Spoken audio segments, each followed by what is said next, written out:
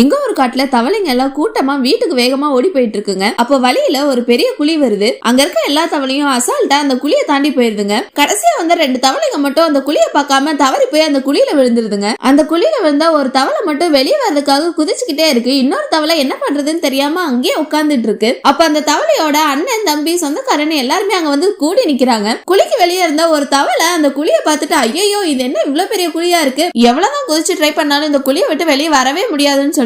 அப்ப கரெக்டா மழை வர ஆரம்பிக்குது. அங்க இருந்து இன்னொரு தவளை ஒண்ணு, இப்ப இங்க மழை வரப்போது, மழை வந்த உடனே இந்த குழியில தண்ணி நிரம்பிடும், அப்புறம் அந்த தண்ணியில நீச்சல் அடிச்சு இவங்க வெளியே வந்துட்டுன்னு சொல்லுது. அங்க இருக்க மத்த தவளைகளும் ஆமா நீ சொல்றது கரெக்ட் தான் சொல்லிட்டு குழியில இருக்க 2 தவளையும் அங்கேயே வெயிட் பண்ண சொல்லுதுங்க. ஆனா அதுல ஒரு தவளை மட்டும் அவங்க சொல்றத கேட்காம சும்மா குதிச்சுக்கிட்டே இருக்கு வெளியே வர்றதுக்காக. வெளியே இருக்க தவளை எல்லாம் அதுகிட்ட, இங்க பாரு தேவையில்லாம உன்னோட எனர்ஜியை வேஸ்ட் பண்ணாத, நீ எவ்வளவுதான் குதிச்சாலும் வெளியே வர முடியாதுன்னு அதுகிட்ட சொல்றாங்க.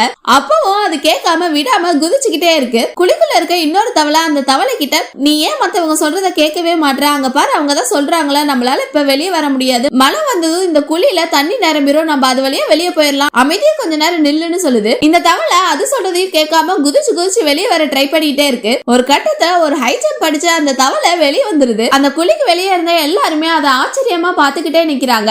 அந்த குழியில இருந்து வெளியே வந்த தவளை அந்த எல்லா தவளைகிட்டையும், உங்க எல்லாருக்குமே ரொம்ப நன்றி, நீங்க எல்லாருமே என்ன என்கரேஜ் பண்ணதுனால மட்டும் தான் என்னால அந்த குழியில இருந்து வெளியே வர முடிஞ்சிச்சுன்னு சொல்லுது. அப்பதான் அங்க இருந்த எல்லா தவளைக்குமே புரியுது அந்த தவளைக்கு காதே கேட்காதுன்னு. மத்த தவளைங்க எல்லாம் காது கேட்காத தவளைக்கிட்டே இவ்வளவு நேரம் பேசிட்டு இருந்தோம்னு சொல்லிட்டு வாய் மேல கை வைக்குதுங்க. அதுக்கப்புறம் அந்த தவளைங்க எல்லாம் அதுங்க பண்ண தப்ப புரிஞ்சுக்கிட்டு அந்த குழிக்குள்ள இருந்த இன்னொரு தவளை கிட்ட, உன்னாலையும் இந்த குழிக்குள்ள இருந்து வெளியே வர முடியும், முயற்சி பண்ணுன்னு சொல்லுதுங்க. அந்த குழிக்குள்ள இருந்த இன்னொரு தவளையும் அதை கேட்டு ஒரே ஒரு ஜம்ப்ல வெளியே வந்துருது. இந்த உலகமே ஒண்ணு சேர்ந்து உன்னால முடியாதுன்னு சொன்னாலுமே நம்மளால முடியாதுன்னு நினைக்கிற வரைக்கும் நம்மளால முடியாதுன்னு ஒண்ணுமே கிடையாது. இந்த கதையை பார்த்துட்டு உங்களுக்கு என்ன தோணுது கமெண்ட்ல சொல்லுங்க.